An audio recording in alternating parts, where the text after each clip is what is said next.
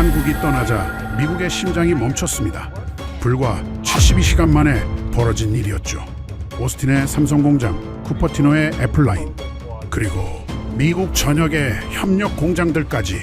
그날 이후 현지 노동자들은 하루에 940명씩 일자리를 잃어갔고 아이폰 신제품의 조립은 멈췄습니다.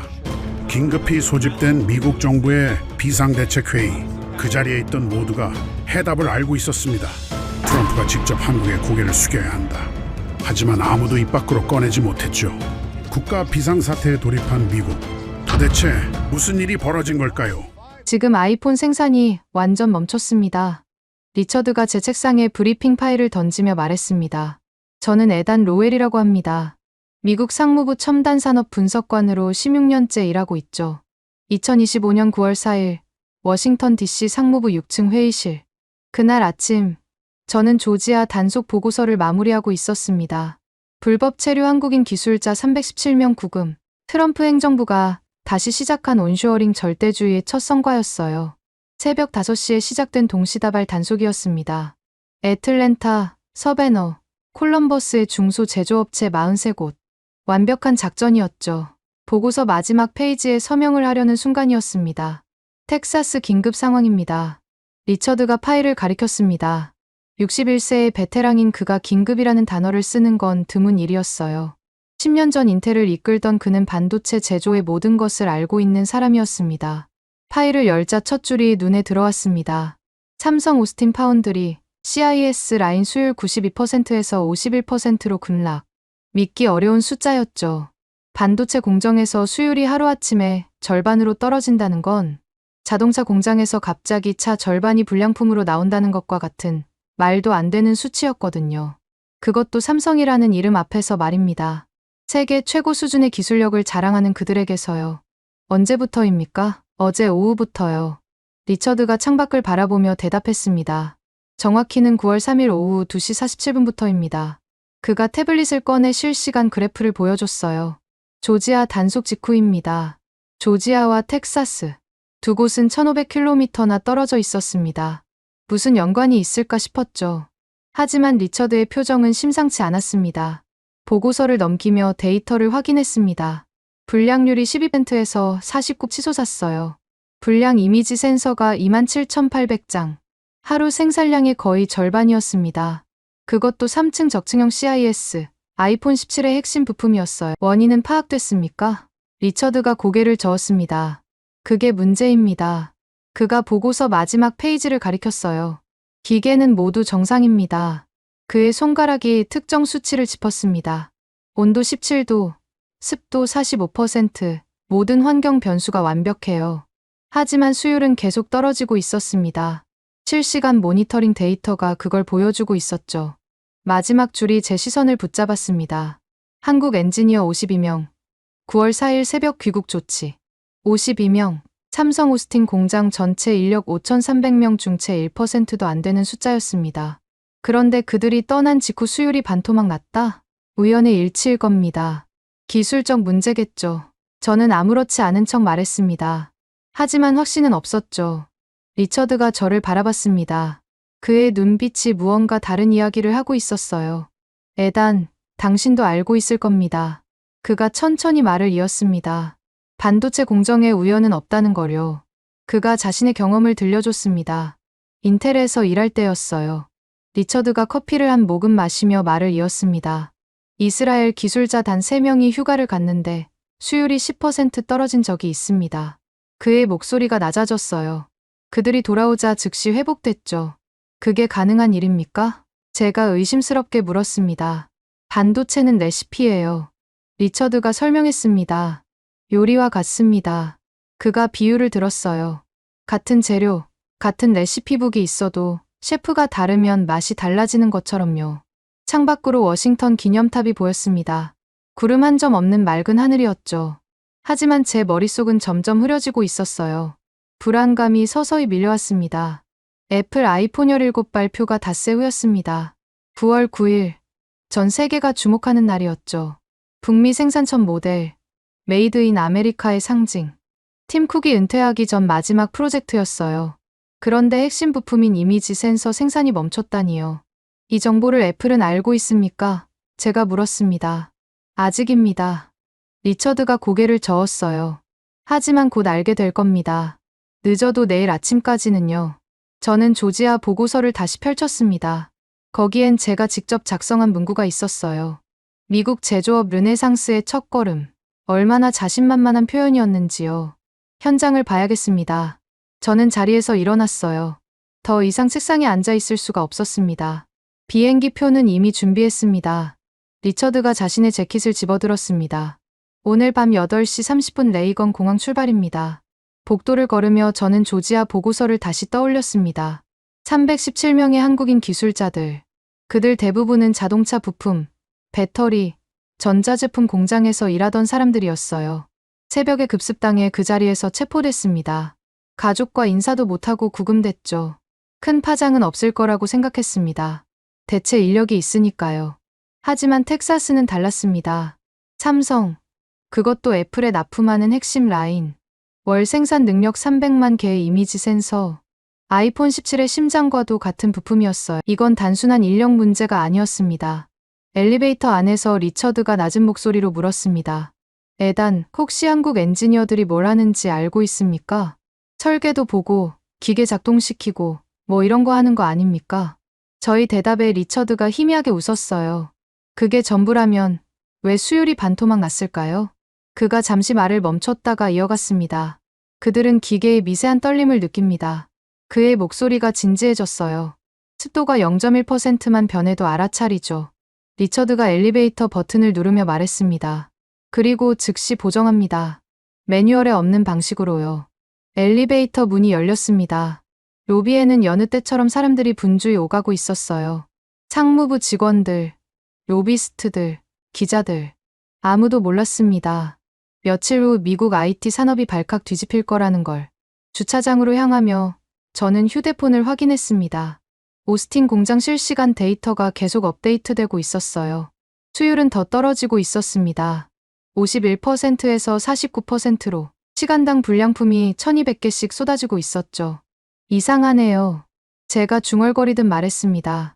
아니, 저도 모르게 그 말이 튀어나왔어요. 분명 매뉴얼대로 돌아가고 있을 텐데. 리처드가 차 문을 열며 대답했습니다. 매뉴얼엔 없는 게 있습니다. 뭐가요? 사람의 손끝 감각이죠. 그가 시동을 걸었습니다. 그리고 10년, 20년 쌓인 경험이요. 그 순간 저는 처음으로 불안을 느꼈습니다. 혹시 우리가 너무 큰 실수를 저지른 건 아닐까? 기술을 너무 단순하게 생각한 건 아닐까? 기계만 있으면 된다고, 매뉴얼만 있으면 충분하다고 믿었던 건 아닐까? 차가 상무부 건물을 빠져나갔습니다. 백미러로 보이는 건물이 점점 작아졌어요. 조지아 단속 보고서는 제 서류 가방 안에 있었습니다. 성공적인 단속이라고 적힌 도장이 선명했죠. 하지만 그때 저는 아직 몰랐습니다. 단속은 끝났지만 여파는 이제 시작이었다는 걸. 그리고 그 여파가 얼마나 거대한 쓰나미가 될지를. 미국 제조업의 근간을 흔들 사건의 서막이었다는 거요. 텍사스로 가는 비행기에서 저는 계속 그 숫자를 되뇌었습니다. 고작 52명이 떠났을 뿐인데 비행기가 이륙하자 워싱턴의 불빛이 점점 멀어졌습니다. 저는 노트북을 열어 삼성 오스틴 공장 자료를 다시 확인했어요. 2024년 8월 6일 애플과 독점 공급 계약. 총 투자액 17억 달러. 최첨단 3층 적층형 CIS 생산 라인. 모든 게 완벽해 보였습니다. 종이 위에서는요. 옆자리에 리처드가 조용히 말했습니다. 에단, 알고 있습니까? 그가 창밖 어둠을 바라보며 물었어요. 그 52명이 누구인지. 엔지니어들 아닙니까? 그냥 엔지니어가 아닙니다. 리처드의 목소리가 무거워졌어요. CIS 공정의 핵심 인력이에요. 그가 설명을 이어갔습니다. 픽셀 하나하나를 조정하는 사람들이죠. 그의 손가락이 허공에 미세한 원을 그렸어요. 나노미터 단위로요. 창밖으로 어둠이 깔리기 시작했습니다. 미국 대륙을 가로지르는 긴 비행이 될 것 같았어요. 구름 사이로 가끔 도시의 불빛이 보였다가 사라졌습니다. 그리고 그 끝에서 우리가 마주할 진실이 무엇일지 그때는 정말 상상도 못했습니다. 오스틴 공항에 도착했을 때 시간은 이미 새벽 1시를 넘긴 시작이었습니다. 텍사스의 열기가 여전히 공기 중에 남아 있었어요. 리처드와 저는 곧바로 렌터카를 타고 삼성 파운드리로 향했습니다. 고속도로를 달리는 내내 창밖은 어두웠습니다.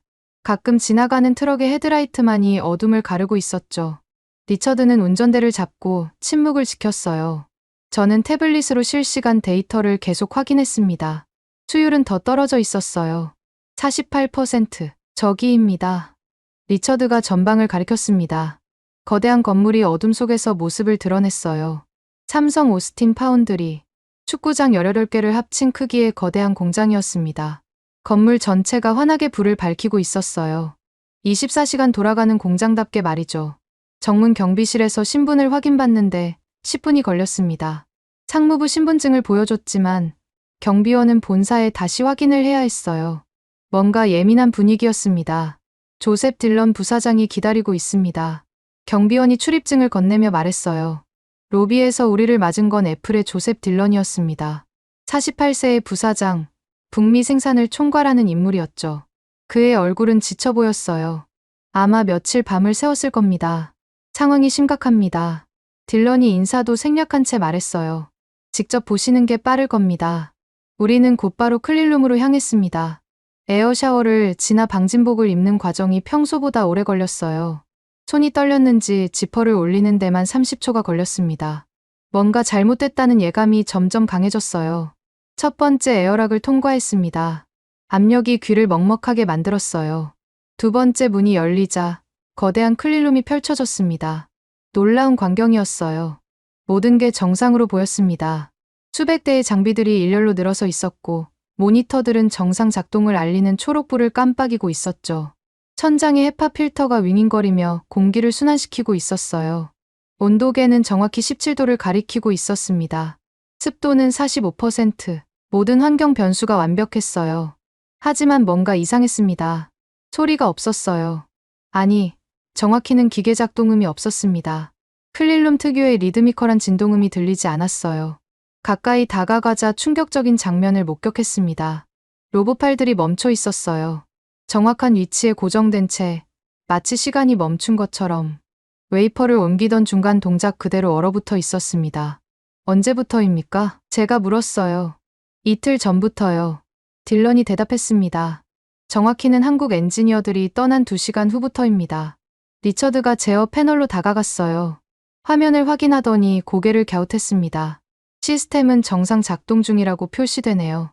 그게 문제입니다. 딜런이 한숨을 쉬었어요. 모든 센서가 정상이라고 하는데 실제로는 아무것도 생산되지 않고 있어요. 저는 생산 라인을 따라 걸었습니다. 각 스테이션마다 모니터가 있었고 모두 정상 수치를 보여주고 있었어요. 포토리소그래피 공정, 에칭 공정, 증착 공정. 모든 단계가 가동 중이라고 표시되어 있었죠. 하지만 실제로는 아무 일도 일어나지 않고 있었습니다. 재가동을 시도해봤습니까? 제가 물었어요. 이미 12번이나 해봤어요. 하지만 매번 같은 결과였습니다. 매번 같은 결과였습니다. 좌절한 표정으로 그가 태블릿을 보여줬습니다. 시작은 되는데 첫 번째 웨이퍼부터 불량이 나옵니다. 리처드가 한 장비 앞에 멈춰섰습니다. 노광 장비였어요. 이미지 센서에 패턴을 새기는 핵심 장비였죠. 이 장비 담당자가 누구였습니까? 딜런이 명단을 확인했습니다. 김준호 수석 엔지니어였습니다. 리처드가 장비 옆 작업 일지를 펼쳤습니다. 빼곡한 숫자와 그래프들이 적혀 있었어요. 그런데 특이한 게 있었습니다. 한글 메모들이 군데군데 적혀 있었던 거예요. 이게 뭔지 아십니까? 리처드가 특정 메모를 가리켰습니다. 딜런이 고개를 저었어요. 번역을 시도했지만 기술 용어가 아니더군요. 그가 난처한 표정을 지었습니다. 오늘은 기분이 안 좋다라고 적혀 있대요. 기분이요? 제가 되물었습니다. 장비의 기분 말입니다. 리처드가 설명했어요. 한국 엔지니어들은 장비를 살아있는 것처럼 대합니다. 그가 작업 일지를 넘기며 말을 이었어요. 미세한 진동, 소리의 변화, 심지어 냄새까지도 감지하죠. 저는 믿기 어려웠습니다. 최첨단 반도체 공장에서 기분을 논한다니요. 하지만 현실은 명확했습니다. 그들이 떠나자 라인이 멈췄으니까요. 다음 구역으로 이동했습니다. CIS 조립 라인이었어요. 여기서는 더 기괴한 장면이 펼쳐졌습니다. 로봇들이 허공에 대고 작업을 하고 있었던 거예요. 웨이퍼 없이 빈 공간에 레이저를 쏘고 있었습니다. 프로그래밍 오류입니까? 제가 물었어요. 아닙니다. 프로그램상으로는 웨이퍼가 있다고 인식하고 있어요. 리처드가 센서를 확인했습니다. 센서가 고장난 게 아니에요. 캘리브레이션이 틀어진 겁니다. 그럼 재조정하면 되지 않습니까? 딜런이 씁쓸하게 웃었어요. 시도했습니다. 그가 보고서를 펼쳐 보였습니다. 현재 엔지니어 25명이 이틀 동안 매달렸어요. 보고서엔 실패 기록이 빼곡했습니다. 캘리브레이션 값이 17개 레이어로 연결되어 있더군요. 그의 목소리가 작아졌어요. 하나를 고치면 다른 게 틀어집니다. 저는 천천히 공장을 둘러봤습니다. 수천억 원짜리 장비들이 무용지물이 되어 있었어요. 가동은 되는데 생산은 안 되는 기묘한 상황. 마치 영혼이 빠져나간 것 같았습니다. 매뉴얼은 없습니까? 제가 마지막 희망을 걸고 물었어요.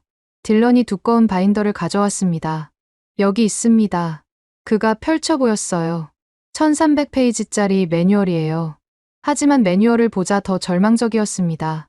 대부분이 수치와 그래프뿐이었어요. 왜 그런 수치여야 하는지는 없었습니다. 그저 온도는 17도, 습도는 45%, 압력은 1.2기압. 숫자만 나열되어 있을 뿐이었죠. 리처드가 한 페이지를 가리켰습니다. 거기엔 복잡한 공식이 적혀 있었어요. 이 공식의 변수가 뭔지 아십니까? 리처드의 물음에 딜런은 고개를 저으며 말했습니다. 경험이에요. 수식으로 표현할 수 없는 경험치가 유일한 변수입니다. 우리가 해결할 수 없다는 걸 깨닫고 밖으로 나왔을 때는 새벽 4시가 넘어 있었습니다. 방진복을 벗으며 저는 깊은 한숨을 쉬었어요. 답답함이 가슴을 짓눌렀습니다. 이제 어떻게 하시겠습니까? 딜런이 물었어요. 그의 눈 밑엔 검은 그림자가 짙게 드리워져 있었습니다. 일단 보고서를 작성하겠습니다. 대답은 했지만 무엇을 어떻게 보고해야 할지 막막했습니다. 주차장으로 걸어가며 리처드가 조용히 말했습니다. 에단, 이제 알겠습니까? 무엇을요? 우리가 쫓아낸 게 무엇인지 말입니다. 저는 대답하지 못했습니다. 하늘이 서서히 밝아오고 있었어요. 텍사스의 새벽은 아름다웠지만 제 마음은 어두웠습니다. 호텔로 가는 길, 라디오에서 뉴스가 흘러나왔습니다. 애플 아이폰 17 닷새 후 공개, 업계 최고 관심. 앵커의 밝은 목소리가 차 안을 채웠어요. 저는 창밖을 바라봤습니다. 고속도로 옆으로 삼성 공장이 멀어져 갔어요. 불은 환하게 켜져 있었지만 그 안은 텅 비어 있었죠. 데이터는 정상이라고 말하고 있었지만 공장은 죽어 있었습니다. 그게 현실이었어요. 숫자로는 설명할 수 없는 현실. 그리고 우리는 이제 그 대가를 치러야 했습니다. 호텔에 도착했을 때 제 휴대폰에 메시지가 와 있었습니다. 백악관에서 온 거였어요. 상황 파악 후 즉시 보고 요망. 짧은 문장이었지만 그 무게는 천근처럼 느껴졌습니다. 백악관에 보고서를 보낸 지 3시간 만에 답신이 왔습니다. 즉시 원인 규명하라. 칼튼 메이어 경제보좌관의 서명이 있었어요. 짧은 문장이었지만 압박감이 느껴졌습니다. 더 이상 호텔방에 앉아 있을 수 없었어요. 저는 서둘러 옷을 갈아입고 로비로 내려갔습니다. 리처드가 이미 커피를 마시며 기다리고 있었죠. 다시 가봐야겠군요. 그가 커피잔을 내려놓으며 말했습니다. 눈 밑에 다크서클이 더 짙어져 있었어요. 오전 9시, 우리는 다시 삼성 공장에 서 있었습니다. 이번엔 제어실로 직행했습니다. 공장의 두뇌라고 할 수 있는 곳이었죠. 벽면 가득 모니터가 줄지어 있었고 각종 데이터가 실시간으로 업데이트되고 있었습니다. 붉은색과 초록색 불빛이 크리스마스 트리처럼 깜빡거려. 여기가 문제의 핵심입니다. 딜런이 중앙 콘솔을 가리켰어요. 그의 손이 미세하게 떨리고 있었습니다. 화면엔 붉은색 경고창이 가득했습니다. 보정 실패라는 문구가 반복해서 떠올랐다가 사라졌어요. 10초에 한 번씩 마치 심장박동처럼 규칙적으로. 그 리듬이 제 가슴을 답답하게 만들었습니다. 불량률이 얼마나 됩니까? 어제 12%에서 시작해서 딜런이 최신 데이터를 불러왔어요. 키보드를 두드리는 그의 손가락이 급했습니다. 지금은 49%입니다. 믿기 어려운 수치였어요. 절반 가까운 제품이 불량이라니. 그것도 세계 최고 수준의 삼성 라인에서 말이죠. 제 머릿속에서 계산기가 돌아갔습니다. 시간당 1200개, 하루 28,000개의 불량품. 애플이 필요로 하는 물량의 절반이 허공으로 사라지고 있었어요. 리처드가 키보드 앞에 앉았습니다. 코드를 보여주실 수 있습니까? 화면에 수천 줄의 코드가 폭포처럼 쏟아져 내렸어요. 대부분은 일반적인 프로그래밍 언어였지만 중간중간 특이한 게 보였습니다. 한글 주석들이었어요. 마치 비밀 메시지처럼 코드 사이에 숨어 있었죠. 이게 뭡니까? 저는 화면 가까이 다가갔습니다. 리처드가 코드를 확대했어요. 거기엔 이렇게 적혀 있었습니다. 습도 40%일 때 미세 조정. 이유는 모름. 그냥 이래야 됨. 또 다른 부분엔 이런 주석이 있었어요. 온도 17도 고정. 0.1도라도 틀어지면 전체 망가짐. 왜인지는 김수성만 알. 저는 당황했습니다. 최첨단 기술의 핵심에 이유는 모름이라는 주석이 있다니요. 수조 원짜리 설비가 그냥 이래야 됨으로 돌아가고 있었던 겁니다. 이런 주석이 많습니까? 딜런이 검색을 실행했습니다. 결과는 충격적이었어요. 한글 주석이 341개. 그중 절반 이상이 이유 불명 또는 경험상 필요라고 되어 있었습니다. 마치 요리책의 어머니 손맛 같은 표현들이었죠. 리처드가 특정 함수를 열었어요. 복잡한 수식이 화면을 가득 채웠습니다. 변수들이 거미줄처럼 얽혀 있었어요. 이 함수가 뭐라는 건지 아십니까? 딜런이 고개를 저었습니다. 저희도 분석을 시도했는데 그가 두꺼운 보고서를 펼쳤어요. 종이가 바스락거리는 소리가 났습니다. 변수가 17층으로 연결되어 있더군요. 17개 층. 마치 17층 건물처럼 복잡하게 얽혀 있다는 뜻이었어요. 한 층을 건드리면 전체가 무너질 수 있는 구조였죠. 제가 프로그래밍을 배울 때 교수님이 하신 말이 떠올랐습니다. 스파게티 코드라고 부르던 최악의 구조였어요. 실제로 시도는 해보셨겠죠? 네, 물론이죠. 딜런의 표정이 어두워졌어요. 첫 번째 층을 수정했더니 그가 로그 파일을 열었습니다. 화면이 빨간색 오류 메시지로 가득 찼어요. 시스템 전체가 충돌했던 기록이었습니다. 마치 폭탄이 터진 것처럼 연쇄적으로 오류가 발생했더군요. 타임스탬프를 보니 복구하는 데만 6시간이 걸렸었습니다. 리처드가 다른 파일을 열었어요. 보정 데이터였습니다. 수천 개의 센서 값이 나열되어 있었죠. 그런데 패턴이 이상했어요. 일정한 규칙이 없었습니다. 마치 재즈 즉흥 연주처럼 불규칙했어요. 이건 수동으로 입력한 값들이네요. 리처드가 화면을 자세히 들여다보며 말했습니다. 수동이요? 제가 놀라서 되물었습니다. 네, 기계학습이나 자동 최적화가 아니에요. 그가 설명을 이어갔습니다. 사람이 하나하나 조정한 값들입니다. 리처드가 마우스로 특정 부분을 가리켰어요. 아마 수년에 걸쳐 축적된 데이터일 겁니다. 그의 목소리에 감탄이 묻어났어요. 이건 예술의 경지예요. 딜런이 깊은 한숨을 쉬었습니다. 그래서 우리가 재현할 수 없는 겁니다. 그가 의자에 기댔어요. 의자가 삐걱거리는 소리가 났습니다. 이건 매뉴얼이 아니라 감각으로 만든 코드입니다. 리처드가 문장을 마무리했어요. 저는 모니터를 멍하니 바라봤습니다. 보정 실패 메시지가 계속 깜빡이고 있었어요. 마치 저희를 조롱하는 것 같았죠. 빨간 불빛이 제 망막에 잔상을 남겼습니다. 불량 제품을 가져와 보겠습니다. 딜런이 자리에서 일어났어요. 그의 발걸음이 무거워 보였습니다. 잠시 후 그가 은색 트레이를 들고 왔습니다. 불량 판정을 받은 이미지 센서들이었어요. 육안으로는 멀쩡해 보였습니다. 작은 사각형 칩들이 가지런히 놓여 있었죠. 뭐가 문제인지 보여드리겠습니다. 딜런이 현미경을 가져왔어요. 현미경으로 본 센서는 충격적이었어요. 픽셀들이 제각각 다른 크기로 형성되어 있었습니다. 마치 도시 계획 없이 지어진 마을처럼 무질서했죠. 어떤 픽셀은 너무 크고 어떤 건 너무 작았어요. 빛을 제대로 감지할 수 없는 구조였습니다. 픽셀 정렬이 엉망입니다. 딜런이 설명했어요. 노광 공정에서 뭔가 틀어진 거예요. 그가 정상 제품과 비교해 보여줬습니다. 정상 제품의 픽셀은 완벽한 격자 패턴을 이루고 있었어요. 군대의 사열처럼 일사불란했죠. 나노미터 단위까지 정확하게 배열되어 있었습니다. 아름다울 정도로 질서정연했어요. 이 차이를 만드는 게 뭘까요? 저는 두 제품을 번갈아 보며 생각에 잠겼습니다. 리처드가 작업 일지를 다시 펼쳤어요. 한글로 적힌 메모를 번역기에 넣었습니다. 노광 3분. 단, 습도 46% 넘으면 2분 55초로 조정.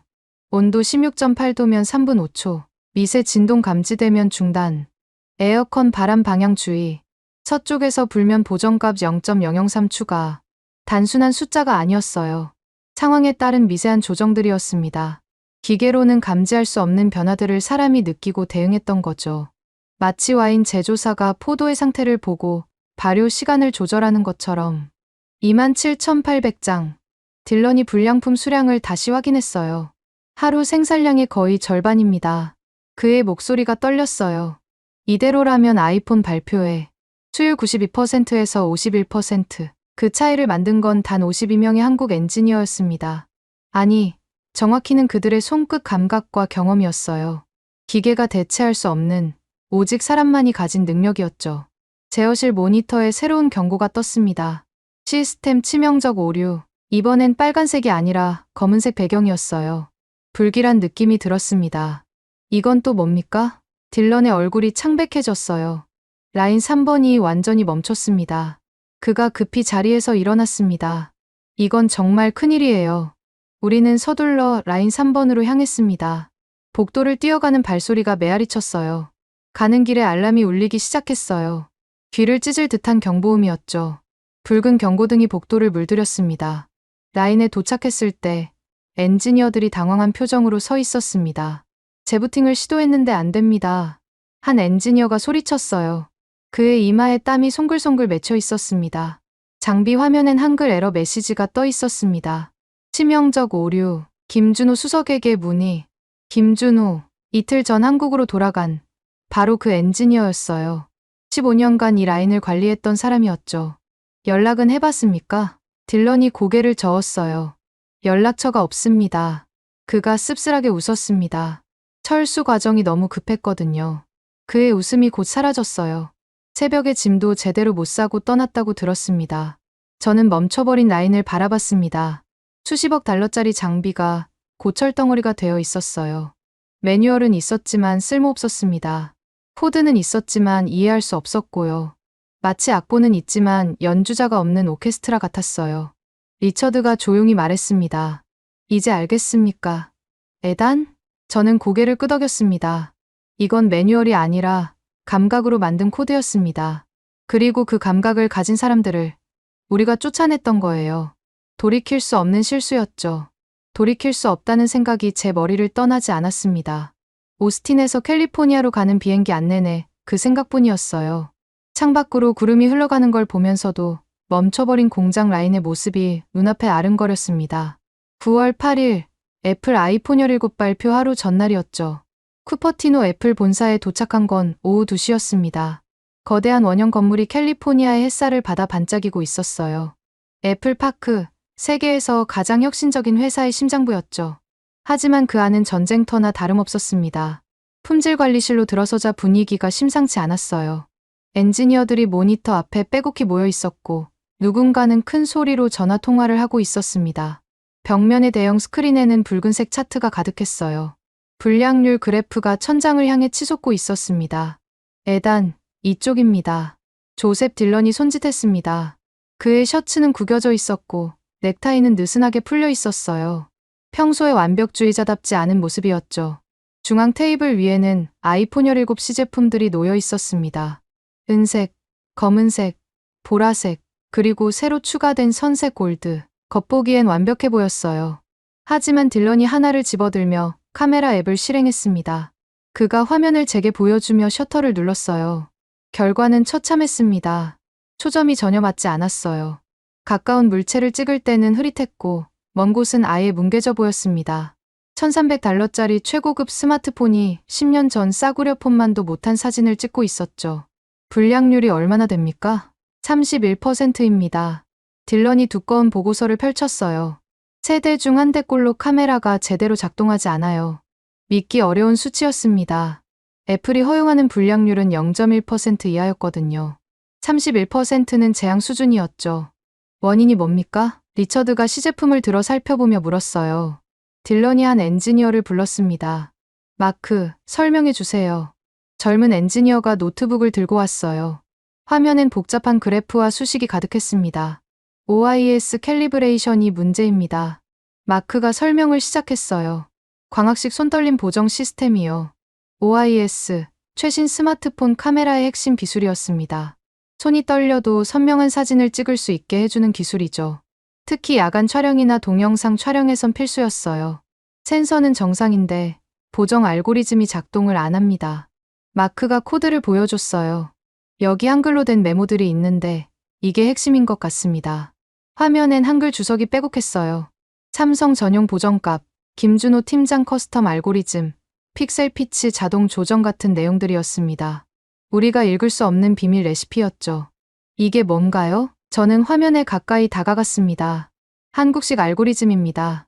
마크가 설명했어요. 삼성 이미지 센서에 최적화된 특별한 보정 방식이에요.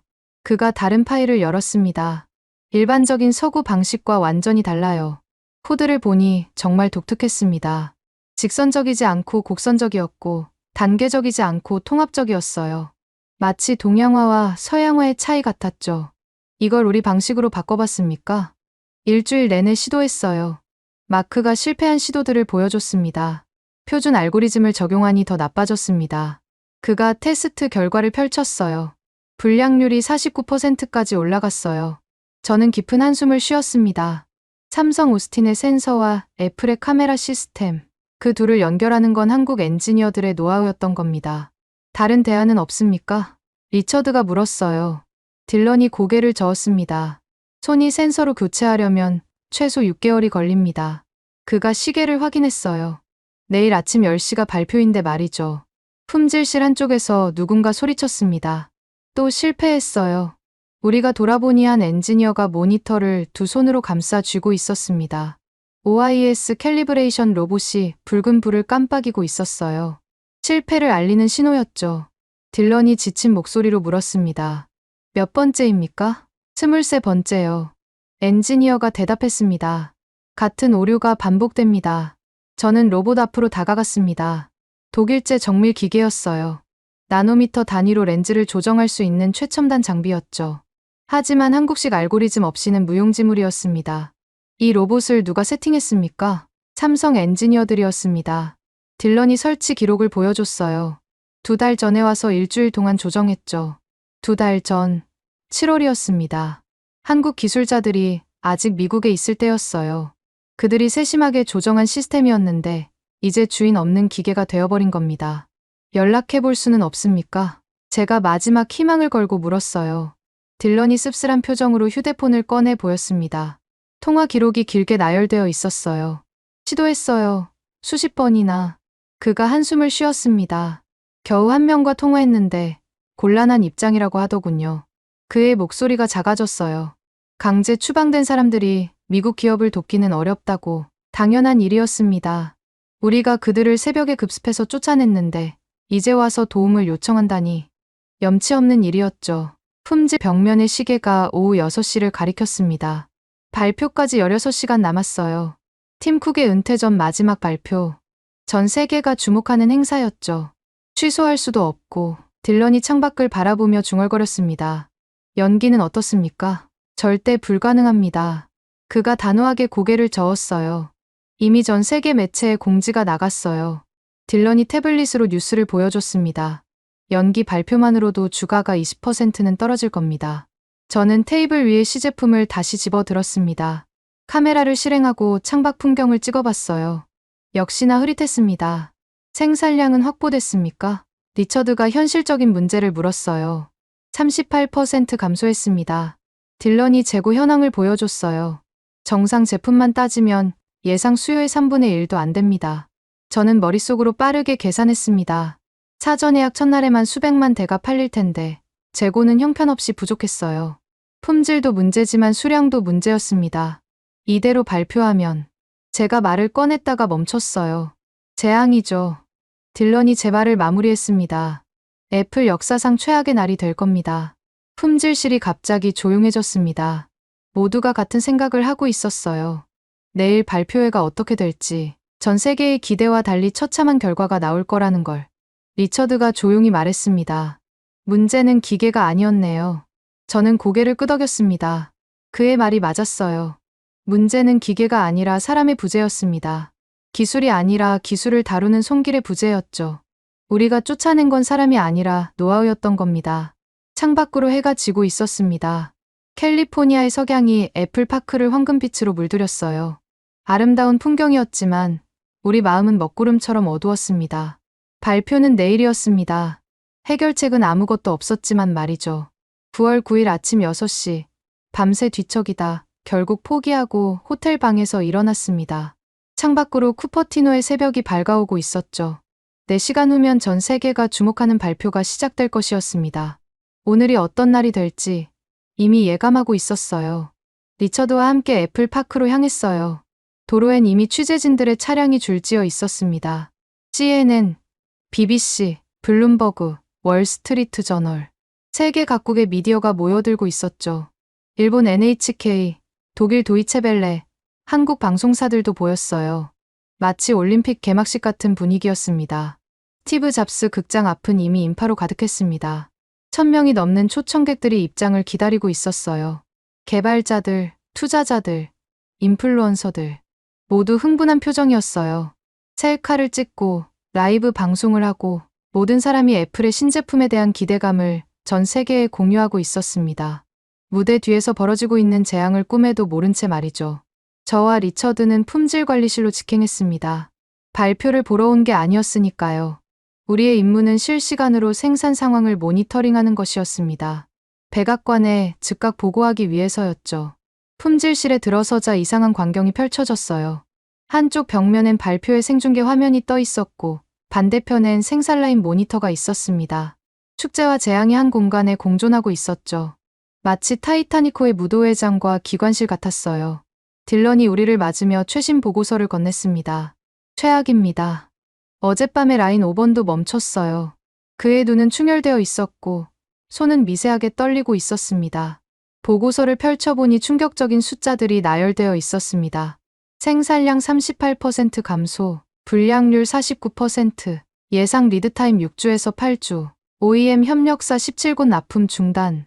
이대로 발표하면 제가 말을 멈췄어요. 끝을 말할 용기가 없었습니다. 딜런의 목소리가 떨리며 대답했습니다. 알고 있습니다. 하지만 이미 늦었어요. 그가 벽에 걸린 시계를 바라봤습니다. 1시간 후면 시작됩니다. 오전 10시 정각, 발표가 시작됐습니다. 팀 쿡이 무대에 올라왔어요. 언제나처럼 청바지에 검은 터틀넥을 입고 있었죠. 스티브 잡스의 유니폼이었습니다. 하지만 오늘따라 그 옷이 무거워 보였어요. 팀 쿡의 목소리가 극장을 울렸습니다. 오늘은 역사적인 날입니다. 애플이 다시 한번 세상을 바꿀 것입니다. 관객석에서 환호성이 터져 나왔습니다. 박수 소리가 천둥처럼 울렸어요. 무대 위의 열기는 뜨거웠죠. 천장의 조명이 화려하게 춤을 췄습니다. 하지만 품질실은 싸늘했습니다. 엔지니어들은 침묵 속에서 모니터를 응시하고 있었어요. 생산라인 화면엔 붉은 경고등이 계속 깜빡여 실패, 실패, 실패. 그 단어가 화면을 가득 채우고 있었죠. 팀 쿡이 신제품을 들어 보이며 외쳤습니다. 아이폰 17을 소개합니다. 거대한 스크린에 제품 영상이 펼쳐졌습니다. 아름다운 디자인, 혁신적인 기능들, 특히 카메라 성능을 강조했어요. 1억 화소, 8배 광학줌, 완벽한 야간 촬영, 인공지능 보정, 프로급 동영상 촬영. 저는 테이블 위의 불량품을 바라봤습니다. 같은 제품이었지만 전혀 다른 물건이었죠. 무대 위의 환상과 현실의 간극이 너무 컸어요. 카메라 렌즈는 있었지만 제대로 작동하지 않는 장난감이었습니다. 팀 쿡이 잠시 멈추며 극적인 침묵을 만들었습니다. 그리고 가장 중요한 것은 메이드 인 아메리카입니다. 관객들이 일제히 일어났습니다. 기립박수가 쏟아졌어요. 미국 제조업의 부활을 축하하는 환호성이었죠. 성조기를 흔드는 사람도 있었습니다. 바로 그때였습니다. CNN 기자 한 명이 손을 들었어요. 제시카 리드, 유명한 탐사보도 전문 기자였죠. 그녀의 날카로운 목소리가 환호를 뚫고 울렸습니다. 메이드 인 아메리카라고 하셨는데 한국 기술자들이 대거 추방된 것과 관련이 있습니까? 극장이 순간 조용해졌어요. 팀 쿡의 표정이 굳었습니다. 준비되지 않은 질문이었죠. 무대 위의 거대한 스크린에 그의 당황한 얼굴이 클로즈업 됐습니다.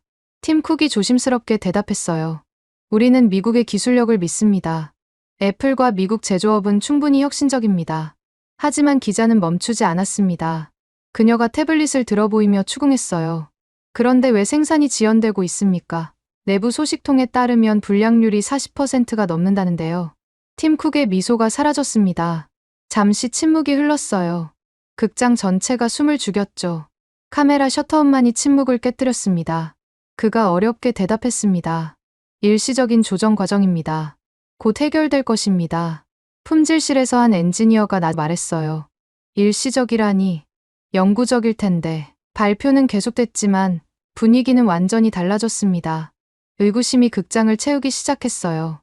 관객들이 스마트폰을 꺼내 뉴스를 검색하기 시작했죠. 소셜미디어엔 벌써 논란이 퍼지고 있었습니다. 해시태그 애플게이트가 실시간 트렌드에 올랐어요. 점심시간이 되자 더 큰 문제가 터졌습니다. 사전 예약이 시작된 것이었어요. 서버가 폭주했습니다. 하지만 실제 확보된 물량은 턱없이 부족했죠. 리처드가 딜런에게 물었습니다. 리드타임이 얼마로 표시됩니까? 딜런이 노트북을 확인하며 한숨을 쉬었어요. 6주에서 8주입니다. 평소의 3배예요. 품질실 벽면의 모니터가 새로운 데이터를 보여줬습니다. 실시간 주물량과 생산량의 격차가 벌어지고 있었어요. 그래프가 마치 악어입처럼 벌어졌죠. 빨간색 선과 파란색 선의 간격이 시간이 갈수록 넓어졌습니다. 오후 3시 또 다른 기자가 폭탄 같은 질문을 던졌습니다. 로이터 통신의 마크 톰슨이었어요. 오스틴 공장에서 실직자가 5,000명 발생했다는 게 사실입니까? 이번엔 정확한 정보였어요. 한국 엔지니어 52명이 떠나면서 연쇄적으로 일자리가 사라진 것이었죠. 협력업체, 물류업체, 서비스업체까지 도미노처럼 무너졌습니다. 파급 효과는 예상보다 훨씬 컸어요. 팀 쿡은 더 이상 대답하지 않았습니다. 발표회는 예정보다 30분 일찍 끝났어요. 마지막 인사도 어색했죠. 전통적으로 공개하는 하나 더도 없었습니다. 그저 감사합니다라는 짧은 인사뿐이었어요. 품질실로 돌아온 딜런의 얼굴은 창백했어요. 그가 의자에 털썩 주저앉으며 말했습니다. 끝났습니다. 애플 역사상 최악의 발표회였어요. 저는 생산라인 모니터를 바라봤습니다. 로봇들은 여전히 멈춰 있었어요. 가끔 움직이는 것들도 불량품만 만들어내고 있었죠. 카메라 없는 아이폰, 더미폰이나 다름없었습니다. 리처드가 멈춰버린 라인을 가리키며 조용히 말했습니다. 한국 엔지니어들이 떠난 자리. 그게 이렇게 클 줄은 몰랐네요. 저는 창밖을 바라봤습니다. 스티브 잡스 극장에서 사람들이 빠져나오고 있었어요. 그들의 표정은 실망으로 가득했죠. 기대했던 혁신 대신 혼란을 목격한 사람들이었습니다. 어떤 이는 고개를 저으며 어떤 이는 분노한 표정으로 걸어갔어요. 그날 저녁, 주가는 12% 하락했습니다. 하루 만에 시가총액 1,000억 달러가 증발한 것이었어요. 뉴스 헤드라인은 더 가혹했습니다. 애플의 몰락, 메이드 인 아메리카의 실패, 유령 공장. 폭스뉴스는 사상 최악의 제품 발표라고 보도했죠. 딜런이 최종 보고서를 보여줬습니다. 첫날 사전 예약은 예년의 3분의 1에 그쳤어요. 취소도 속출했죠. 리드타임을 보고 포기한 사람들이었습니다. 무대 위는 환호였지만 라인 밑은 침묵이었어요. 제가 창밖을 바라보며 말했습니다. 리처드가 고개를 끄덕였습니다. 기계는 남았지만 사람은 사라졌다는 거죠. 그날 밤, 저는 호텔로 돌아와 백악관에 보고서를 썼습니다. 제목은 간단했어요. 국가 비상사태. 하지만 진짜 비상사태는 이제 시작이었습니다. 우리가 깨달아야 할 진실이 아직 남아 있었으니까요. 9월 11일, 발표회 이틀 후, 워싱턴 DC 상무부 회의실에 다시 모였습니다. 이번엔 분위기가 완전히 달랐어요. 백악관에서 긴급 소집 명령이 떨어졌습니다. 애플 사태가 국가적 위기로 격상된 것이었죠. 칼튼 메이어 경제보좌관이 직접 주재한다는 소식도 들렸습니다. 회의실엔 이미 여러 부서 관계자들이 모여 있었습니다. 국무부, 재무부, 노동부, 심지어 국방부에서도 사람이 왔어요. 모두 심각한 표정이었습니다. 평소엔 서로 경쟁하던 부서들이 한자리에 모인 건 이례적이었죠. 중앙 모니터엔 충격적인 숫자들이 떠 있었습니다. 리처드가 발표를 시작했습니다. 그의 목소리가 무겁게 가라앉아 있었어요. 현재까지 파악된 실직자 수는 5,000명입니다. 그가 리모컨을 눌렀어요. 화면에 빨간색 그래프가 나타났습니다. 한국 엔지니어 52명이 떠난 지 일주일 만입니다. 믿기 어려운 숫자였어요. 52명이 5,000명의 일자리를 좌우했다니. 어떻게 이런 일이 가능한지 이해할 수 없었습니다. 회의실 곳곳에서 놀란 숨소리가 들렸어요. 리처드가 다음 슬라이드로 넘어가며 설명을 이어갔습니다. 삼성 오스틴 공장이 멈추면서 시작됐습니다.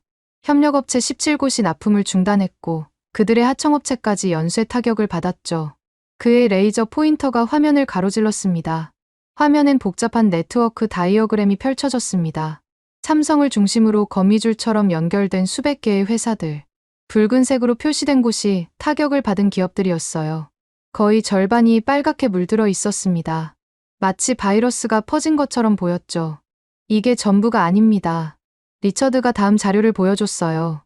손가락으로 화면의 각 항목을 짚어가며 말했습니다. 물류업체, 청소업체, 구내식당, 통근버스 회사까지 오스틴 지역 경제 전체가 타격을 받았습니다. 그의 목소리가 더욱 무거워졌어요. 간접 영향까지 포함하면 10,000명이 넘을 겁니다. 노동부 관계자가 손을 들며 의문을 제기했습니다. 어떻게 52명이 이런 파급 효과를 만들 수 있습니까? 이해가 안 됩니다. 리처드가 새로운 그래프를 띄웠어요. 화면 중앙에 큰 글씨로 1명 60명이라고 적혀 있었습니다. 그 숫자가 회의실을 압도했어요. 그가 레이저 포인터로 구체적인 사례를 가리키며 설명했습니다. 이걸 보세요. 한 명의 숙련 기술자가 평균 60명의 고용을 창출합니다. 화면에 김준호 수석의 사진이 떴어요. 김준호 수석 엔지니어 한 명이 관리하던 라인에서 150명이 일했습니다.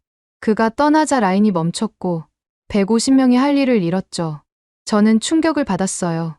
우리는 52명을 쫓아냈다고 생각했지만 실제로는 3,000명 이상의 일자리를 없앤 것이었습니다. 단순한 계산 착오가 아니었어요. 우리가 산업 생태계를 이해하지 못했던 거죠. 재무부 관계자가 떨리는 목소리로 물었습니다. 경제적 손실은 얼마나 됩니까? 리처드가 새로운 스프레드시트를 띄우며 계산 결과를 보여줬어요. 직접 손실만 1일 3천만 달러입니다. 생산 중단으로 인한 손실이 1,500만, 불량품 폐기 비용이 800만, 재고 손실이 700만 달러죠. 그가 계속 수치를 나열했습니다. 여기에 주가 하락과 브랜드 가치 훼손까지 더하면 회의실이 술렁거렸어요. 하루 3천만 달러, 한 달이면 9억 달러가 넘는 손실이었죠. 2년이면 200억 달러, 국방 예산의 일부와 맞먹는 금액이었습니다. 국무부 관계자가 외교 전문을 꺼내며 발언했습니다. 한국 정부에서 공식 항의가 들어왔습니다. 그가 문서를 읽기 시작했어요. 불법 체류자 단속은 이해하지만 합법 비자 소지자까지 압박한 것은 과도하다고요. 한미 동맹 관계를 고려할 때 매우 유감스러운 일이라고 했습니다. 맞는 말이었습니다. 52명 중 40명은 합법적인 취업 비자를 가지고 있었어요. 단지 분위기에 눌려 자진 철수한 것이었죠. 우리가 직접 추방한 건 아니지만 압박을 가한 건 사실이었습니다. 저는 모니터를 응시하며 깊은 생각에 빠졌습니다. 이건 부품의 문제가 아니야. 사람의 부재야. 그 생각이 머릿속을 계속 맴돌았어요. 기계는 있는데 영혼이 빠진 것 같았습니다. 리처드가 더욱 충격적인 자료를 보여주며 말했습니다. 더 큰 문제가 있습니다. 다른 한국 기업들도 철수를 검토하고 있어요. 화면엔 미국에 진출한 한국 기업 리스트가 떴습니다. 현대, 기아, LG, SK, 한화, 수십 개의 대기업과 중소기업들이 나열되어 있었어요. 각 기업 옆엔 미국 내 고용 인원이 표시되어 있었습니다. 총 18만 명이었죠. 만약 이들이 모두 철수하면 리처드가 말을 멈췄습니다. 계산할 필요도 없었어요. 재앙이 될 게 뻔했으니까요. 미국 제조업의 상당 부분이 마비될 것이었습니다. 국방부 관계자가 우려를 표했습니다.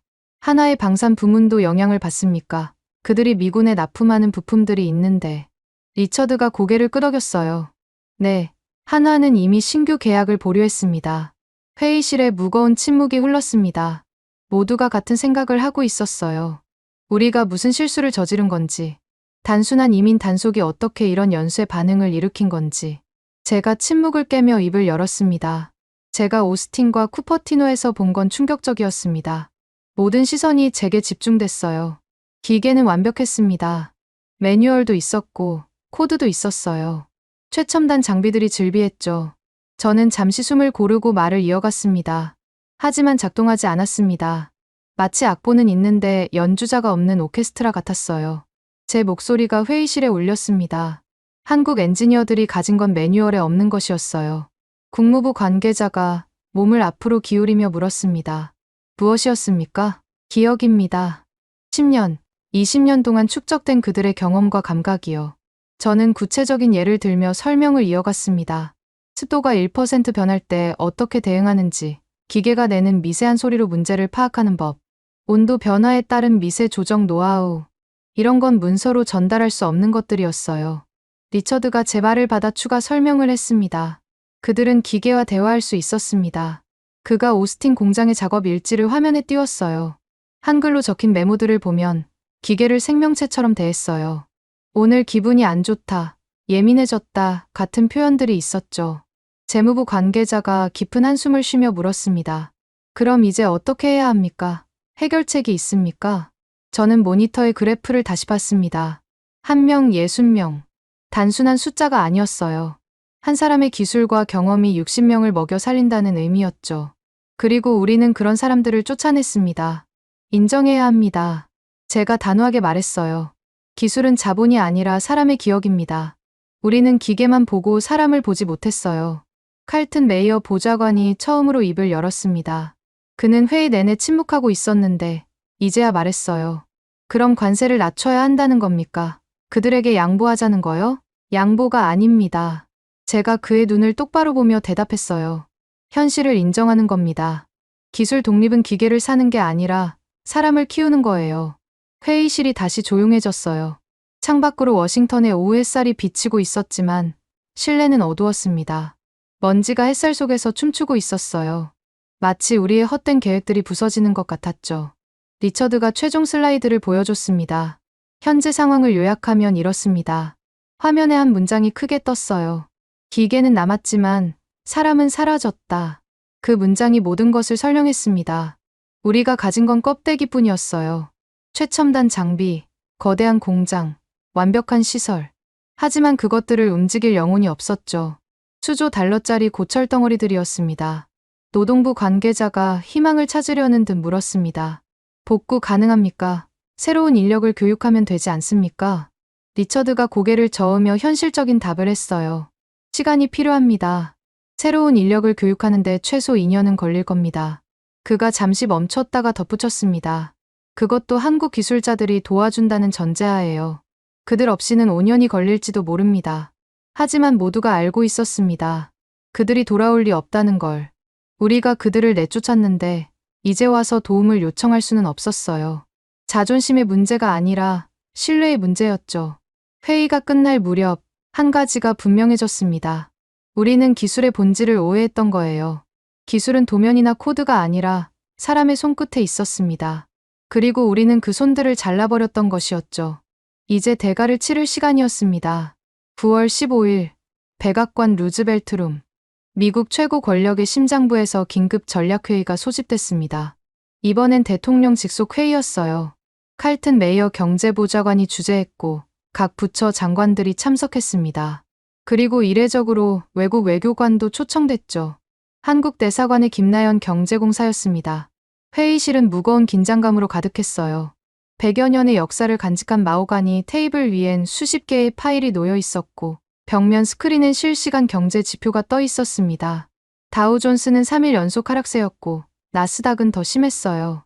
애플 주가는 20%나 빠진 상태였죠. 숫자들이 빨간색으로 깜빡이며 위기를 알리고 있었습니다. 칼튼 메이어가 회의를 시작했습니다. 56세의 보좌관은 월스트리트 출신답게 자신감이 넘쳤어요. 하버드 MBA, 골드만삭스 전무 출신의 그는 숫자로 모든 걸 해결할 수 있다고 믿는 사람이었죠. 오늘 결정해야 합니다. 관세를 유지할 것인가, 완화할 것인가. 그의 목소리에는 이미 답이 정해진 것 같은 뉘앙스가 있었습니다. 메이어가 파워포인트를 띄우며 자신의 입장을 먼저 밝혔어요. 저는 관세 유지를 주장합니다. 미국 제조업 부활이라는 대원칙을 포기할 수 없습니다. 그가 준비한 차트를 하나씩 넘겼습니다. 단기적 손실은 있지만 장기적으로는 미국이 기술 독립을 이룰 수 있어요. 그의 목소리엔 확신이 가득했죠. 재무장관이 안경을 벗으며 반박했습니다. 하지만 당장의 손실이 너무 큽니다. 하루 3천만 달러씩 빠져나가고 있어요. 그가 계산기를 두드렸습니다. 이대로 가면 분기 실적이 사상 최악이 될 겁니다. 메이어가 테이블을 가볍게 치며 단호하게 대응했어요. 그건 일시적인 조정 과정입니다. 미국 노동자들이 곧 그 자리를 채울 겁니다. 그의 목소리가 높아졌습니다. 우리는 한국에 의존하지 않아도 됩니다. 미국은 충분히 강합니다. 바로 그때였습니다. 김나연 공사가 조용히 손을 들었어요. 42세의 그녀는 서울대 경제학과를 졸업하고 하버드에서 박사학위를 받은 전문가였죠. 산업정책 분야에서 20년간 일한 베테랑이었습니다. 검은색 정장을 단정하게 입은 그녀는 침착해 보였어요. 발언해도 되겠습니까? 그녀의 목소리는 차분했지만 단호했어요. 메이어가 못마땅한 표정으로 허락했습니다. 말씀하세요. 시간은 5분입니다. 김나연이 일어섰습니다. 그녀는 준비한 서류를 보지 않고 말하기 시작했어요. 모든 데이터가 머릿속에 들어있는 듯했죠. 지난 일주일간 일어난 일을 정리해드리겠습니다. 그녀가 리모컨을 들어 스크린을 가리켰습니다. 화면에 충격적인 숫자들이 나타났어요. 그녀가 직접 준비한 자료였습니다. 오스틴 공장 수율 51%, 절반이 불량입니다. 그녀가 다음 슬라이드로 넘겼어요. 아이폰 생산량 38% 감소. 세대 중 한 대를 못 만들고 있죠. 메이어가 끼어들려 했지만 김나연은 멈추지 않았습니다. 실직자 5,000명. 간접 영향 포함 10,000명. 그녀의 목소리가 점점 강해졌어요. 이게 일주일 만에 일어난 일입니다. 일주일이요. 회의실이 조용해졌습니다. 참석자들이 서로를 바라봤어요. 누구도 이렇게 빠른 붕괴를 예상하지 못했던 거죠. 김나연이 결정적인 데이터를 보여줬어요. 여기 흥미로운 통계가 있습니다. 화면에 새로운 그래프가 떴습니다. 한국 기술자 1명이 미국에서 창출하는 고용 효과는 평균 60명입니다. 그녀가 구체적인 사례를 들었어요. 김준호 수석 엔지니어를 아십니까? 화면에 중년 남성의 사진이 떴습니다. 평범해 보이는 엔지니어였어요. 그 한 사람이 관리하던 라인에서 150명이 일했습니다. 김나연이 다음 사진을 보여줬습니다. 그가 떠나자 150명이 실직했어요. 한 사람이 150개 가정의 생계를 책임지고 있었던 겁니다. 메이어가 얼굴을 붉히며 반박을 시도했습니다. 그건 일시적인 현상입니다. 미국 기술자들이 곧. 김나연이 그의 말을 단호하게 끊었어요. 메이어 보좌관님, 반도체 공정을 익히는데 얼마나 걸리는지 아십니까? 그녀가 메이어를 정면으로 바라봤습니다. 눈빛이 날카로웠어요. 최소 5년입니다. 전문가가 되려면 10년이 필요해요. 이건 MBA로 배울 수 있는 게 아닙니다. 그녀가 새로운 자료를 보여주며 계속 말했습니다. 삼성 오스틴 공장의 한국 엔지니어들 평균 경력이 얼마인지 아십니까? 김나연이 잠시 멈춰 극적 효과를 만들었어요. 15년입니다. 15년간 매일 기계와 대화하며 쌓은 노하우예요. 그녀의 목소리가 더 강해졌습니다. 그들이 축적한 경험을 돈으로 살 수 있다고 생각하십니까? 국무장관이 몸을 앞으로 기울이며 질문했습니다. 그럼 대안이 뭡니까? 우리가 굴복하란 말입니까? 김나연이 깊은 숨을 들이쉬고 천천히 대답했어요. 굴복이 아닙니다. 인정하는 겁니다. 현실을요. 그녀의 목소리가 회의실에 울렸습니다. 기술은 자본이 아니라 사람의 기억입니다. 그 순간 회의실이 완전히 조용해졌어요. 벽시계의 초침 소리만 들렸습니다. 창밖에서 카메라 셔터음이 희미하게 들려왔어요. 기자들이 백악관 앞에서 대기하고 있었죠. 김나연이 말을 이어갔습니다. 미국은 세계 최고의 기술 강국입니다. 그건 누구도 부정할 수 없어요. 그녀가 잠시 멈춰 시선을 돌렸습니다. 모든 참석자와 눈을 마주쳤어요. 하지만 모든 기술을 혼자 할 수는 없습니다. 그건 미국도, 한국도, 중국도 마찬가지예요. 그녀가 새로운 슬라이드를 보여줬어요. 글로벌 공급망 지도였습니다. 복잡하게 얽힌 선들이 전 세계를 연결하고 있었죠. 현대산업은 거미줄처럼 연결되어 있습니다. 한 가닥을 끊으면 전체가 무너져요. 김나연이 텍사스 오스틴을 가리켰습니다. 지금 그 일이 일어나고 있는 겁니다. 상무장관이 조심스럽게 물었습니다. 이게 한국 정부의 공식 입장입니까? 김나연이 고개를 끄덕였어요. 우리는 협력을 원합니다. 대결이 아니라요. 그녀가 메이어를 다시 바라봤습니다. 하지만 일방적인 압박은 받아들일 수 없습니다. 동맹은 상호 존중에서 시작됩니다. 저는 김나연의 발언을 들으며 깊은 인상을 받았어요. 그녀는 감정적이지 않았습니다. 데이터와 논리로 정확하게 현실을 짚어냈죠. 무엇보다 품위를 잃지 않았어요. 외교관다운 모습이었습니다. 국방장관이 뜻밖의 발언을 했습니다. 그는 지금까지 침묵하고 있었는데 무거운 목소리로 말했어요. 한화가 우리 군에 납품하는 부품이 있습니다. 포탄 신관과 유도 시스템이죠. 그가 서류를 펼쳤습니다. 그들마저 철수하면 안보에 구멍이 생깁니다. 이 발언에 회의실 분위기가 완전히 바뀌었어요. 경제 문제가 안보 문제로 확대된 것이었죠. 대통령 비서실장이 입을 열었어요. 그는 지금까지 침묵하고 있었는데 이제야 결론을 내리듯 말했습니다. 대통령께서 우려하고 계십니다. 한국은 70년 동맹국입니다. 그가 메이어를 바라봤어요. 동맹을 경제 논리로만 재단할 수는 없습니다. 메이어의 얼굴이 창백해졌어요. 분위기가 완전히 자신에게 불리하게 돌아간 것이었죠. 그가 마지막 시도를 했습니다. 그래도 원칙은 지켜야. 김나연이 마지막 일격을 가했습니다. 메이어 보좌관님, 원칙과 현실 중 무엇이 더 중요합니까? 그녀가 실직자 명단을 화면에 띄웠어요. 이름들이 빼곡히 나열되어 있었습니다. 이 5천 명에게 가서 원칙을 설명해 보세요. 그들이 납득할까요? 회의실에 무거운 침묵이 흘렀습니다. 메이어는 더 이상 반박하지 못했어요. 그의 확신에 찬 표정이 완전히 사라졌죠. 월스트리트의 승부사도 현실 앞에선 무력했습니다. 비서실장이 결론을 내렸습니다. 관세 완화를 검토하겠습니다. 상무부와 재무부는 일주일 내로 구체안을 마련하세요. 그가 김나연을 바라봤어요. 한국 정부와도 실무 협의를 시작하겠습니다. 김나연이 작은 미소를 지었어요. 승리의 미소가 아니었습니다. 안도의 미소였죠. 양국 모두를 위한 현명한 결정이었으니까요. 회의가 끝난 후 저는 김나연에게 다가갔습니다. 인상적인 발표였습니다. 그녀가 피곤한 표정으로 대답했어요. 진실을 말했을 뿐입니다. 김나연이 창밖을 바라봤습니다. 백악관 정원이 가을빛으로 물들어 있었어요. 기술은 사람에게 있어요. 그걸 잊으면 안 됩니다. 그날 저녁 6시, 백악관은 공식 성명을 발표했습니다. 한국과의 기술 협력 강화 방안 검토. 짧은 문장이었지만 사실상 관세 완화 선언이었죠. 뉴스는 즉각 반응했어요. 주가가 반등하기 시작했고 한국 기업들도 철수 계획을 보류했습니다. 완전한 해결은 아니었지만 첫걸음이었어요. 무너진 신뢰를 회복하는 긴 여정의 시작이었죠. 그 한 문장이 모든 논쟁을 멈췄습니다. 기술은 자본이 아니라 사람의 기억이다. 김나연의 그 말이 미국 산업 정책의 전환점이 된 것이었죠. 9월 20일 밤 11시 워싱턴 DC 상무부 건물 6층 제 사무실에 혼자 앉아 있었습니다. 다른 직원들은 모두 퇴근했고 복도엔 경비원의 발소리만 가끔 들렸어요. 책상 위 램프만 켜둔 채 저는 최종 보고서를 마무리하고 있었습니다. 커피는 이미 식었지만 마실 생각조차 없었어요. 모니터 화면 맨 위에 제목을 적었습니다. 보이지 않는 거인 인간의 레시피. 열흘간의 여정을 담은 보고서였어요. 조지아 단속에서 시작해 백악관 회의까지 우리가 무엇을 놓쳤고 무엇을 배웠는지에 대한 기록이었죠. 창밖을 바라봤습니다. 워싱턴의 야경이 펼쳐져 있었어요. 수많은 불빛들이 도시를 밝히고 있었죠. 정부 청사, 사무실 빌딩, 아파트, 가로등. 그 불빛 하나하나가 누군가의 삶이었습니다.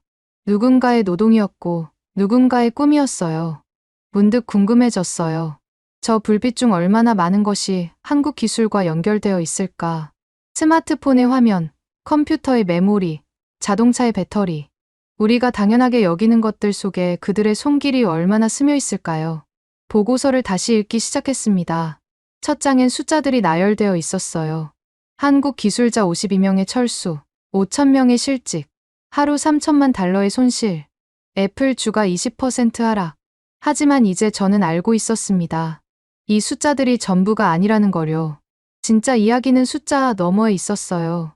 사람의 이야기, 기억의 이야기, 그리고 신뢰의 이야기였죠. 김준호 수석 엔지니어를 떠올렸습니다. 한 번도 만나본 적 없는 사람이었지만 이제는 잘 아는 것 같았어요. 15년간 매일 새벽에 출근해 기계와 대화하던 사람, 습도 1% 변화도 감지하던 장인, 150명의 생계를 책임지던 보이지 않는 거인. 오스틴 공장에서 본 그의 작업 일지가 떠올랐어요. 빼곡한 한글 메모들. 오늘 기계 기분이 안 좋다. 습도 높으니 노광 시간 5초 단축. 진동 감지. 원인 불명. 내일 재확인 필요. 처음엔 우스웠습니다. 과학적이지 못하다고 생각했죠. 하지만 이제는 이해가 됐어요. 그것이 바로 인간의 레시피였던 겁니다. 보고서에 새로운 단락을 추가했습니다. 기술의 본질에 대하여라는 제목을 달았어요. 우리는 기술을 물건으로 생각했습니다. 사고 팔 수 있는 상품으로, 설치하면 작동하는 기계로, 매뉴얼만 있으면 누구나 할 수 있는 것으로 여겼죠. 하지만 틀렸어요. 완전히 틀렸습니다. 기술은 사람의 기억이었습니다. 손끝의 감각, 귀로 듣는 미세한 소리, 경험으로 쌓인 직관. 그것들이 모여 하나의 기술이 되는 거였어요. 그리고 그 기술은 한 사람에서 다른 사람으로, 세대에서 세대로 전해지는 거였죠. 마치 할머니의 김치 레시피처럼, 아버지의 목공 기술처럼. 9월 4일 새벽을 떠올렸습니다. 조지아 단속을 성공적으로 마쳤다고 자축하던 그날. 317명의 한국인을 구금했다는 보고서에 서명하던 순간. 그때 저는 자부심을 느꼈어요. 미국 제조업을 지켰다고 생각했죠. 얼마나 어리석었는지. 리처드의 말이 떠올랐어요. 반도체는 레시피다. 그때는 단순한 비유라고 생각했습니다. 하지만 정확한 표현이었어요. 요리처럼, 음악처럼, 기술도 사람의 손을 거쳐야 완성되는 거였죠. 그리고 그 손은 하루아침에 만들어지지 않습니다. 전화가 울렸습니다. 이 늦은 시간에 누구일까 싶었어요. 리처드였습니다. 아직 사무실이군요. 그의 목소리가 피곤하게 들렸어요. 보고서를 마무리하고 있습니다. 어떤 결론을 내렸습니까? 저는 잠시 생각했어요. 열흘간의 경험을 한 문장으로 요약하기는 어려웠습니다. 하지만 이렇게 대답했어요. 우리는 사람을 봐야 했는데 기계만 봤습니다. 리처드가 조용히 웃으며 말했습니다. 좋은 결론이네요. 늦었지만 깨달은 게 다행이죠. 그가 잠시 멈췄다가 소식을 전했어요. 삼성에서 연락이 왔어요. 한국 엔지니어 일부가 돌아올 수도 있대요. 희망적인 소식이었지만 완전한 해결은 아니었습니다. 깨진 신뢰를 회복하는 데는 시간이 걸릴 거예요. 하지만 시작이었죠. 첫 단추를 다시 끼우는 거였어요. 전화를 끊고 다시 보고서로 돌아왔습니다. 마지막 페이지를 작성했어요. 재현이라는 제목 아래 몇 가지를 적었습니다. 첫째, 기술 정책은 사람 중심이어야 한다. 둘째, 국제협력은 선택이 아니라 필수다.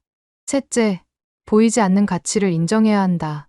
넷째, 신뢰는 하루아침에 쌓이지 않지만 무너지는 건 순간이다. 보이지 않는 가치. 그것이 핵심이었어요. 매뉴얼에 적히지 않는 노하우, 도면에 그려지지 않는 경험, 코드로 표현되지 않는 감각. 이런 것들이 진짜 경쟁력이었습니다. 그리고 이것들은 오직 사람에게만 있었어요. 아무리 발전한 인공지능도 최첨단 로봇도 가질 수 없는 것들이었죠. 인간만이 가진 특별한 능력이었습니다. 새벽 1시가 되었습니다. 보고서를 저장하고 인쇄 버튼을 눌렀어요. 프린터가 윙윙거리며 종이를 뱉어냈습니다. 150페이지의 보고서. 하지만 가장 중요한 건 한 문장으로 요약할 수 있었어요. 기술은 도면이 아니라 기억이다. 그리고 기억은 사람에게 있다. 사무실을 나서기 전 다시 한번 창밖을 봤습니다. 워싱턴의 불빛은 여전히 밝았어요. 어딘가에서는 한국 엔지니어가 만든 반도체가 작동하고 있을 거예요. 누군가는 한국산 배터리로 구동되는 전기차를 충전하고 있을 거고요. 그들의 땀과 노력이 우리 일상 곳곳에 스며 있었죠. 그들은 보이지 않는 거인들이었습니다. 우리 삶을 떠받치고 있지만 그 존재를 의식하지 못했던. 이번 사건으로 우리는 깨달았어요. 그들이 얼마나 중요한지를, 그리고 우리가 얼마나 서로 연결되어 있는지를. 엘리베이터를 타고 로비로 내려왔습니다. 경비원이 인사를 했어요. 수고하셨습니다. 로엘 분석관님. 고맙습니다. 밤늦게까지 고생이 많으시네요. 그도 보이지 않는 거인이었어요. 건물을 지키는 사람. 우리가 안전하게 일할 수 있게 해주는 사람. 건물을 나서자 시원한 가을바람이 불었습니다. 이제 곧 겨울이 올 거예요. 하지만 우리는 봄을 준비해야 했습니다. 새로운 시작을 위해서요. 더 나은 협력을 위해서요. 집으로 가는 길, 라디오에서 뉴스가 흘러나왔어요. 한미기술협력위원회 구성 합의, 삼성 오스틴 공장 정상화 조짐, 애플 주가 반등, 한국 기술자 복귀 협상 진행 중. 좋은 소식들이었습니다. 하지만 저는 알고 있었어요. 진짜 회복은 이제부터라는 걸. 우리가 잃어버린 건 단순한 기술이 아니라 신뢰였으니까요. 그리고 신뢰를 회복하는 건 기술을 배우는 것보다 어려운 일이었습니다. 신호등 앞에서 멈췄을 때 옆 차선의 택시를 봤습니다. 운전사가 스마트폰으로 통화하고 있었어요. 그 작은 기계 속에도 누군가의 10년 노력이 담겨 있겠죠. 보이지 않는 거인의 손길이, 김준호 같은 사람의 밤샘 작업이. 집에 도착해 현관문을 열었습니다. 아내가 거실에서 기다리고 있었어요. TV를 보다 잠들어 있었죠. 조심스럽게 담요를 덮어주었습니다. 늦었네요. 아내가 눈을 뜨며 말했어요. 중요한 보고서였어요. 어떤 내용이에요? 저는 잠시 생각하다 대답했습니다. 사람에 관한 이야기예요. 우리가 잊고 있던 사람들의 이야기. 그날 밤, 저는 오랜만에 편안하게 잠들었습니다. 열흘간의 긴 여정이 끝났어요. 아니, 어쩌면 새로운 시작이었는지도 모릅니다. 꿈속에서 저는 오스틴 공장을 다시 봤어요. 하지만 이번엔 달랐습니다. 기계들이 움직이고 있었고, 사람들이 웃고 있었어요. 한국 엔지니어와 미국 엔지니어가 함께 일하고 있었죠. 보이지 않는 거인들이 다시 돌아온 거였습니다. 기술은 결국 사람의 이야기였으니까요. 그리고 사람의 이야기는 계속될 겁니다. 한국을 응원하신다면, 한국 최고, 한국은 아직 멀었다면, 한국 분발, 여러분들의 소중한 의견을 댓글로 적어주시면 감사드리겠습니다.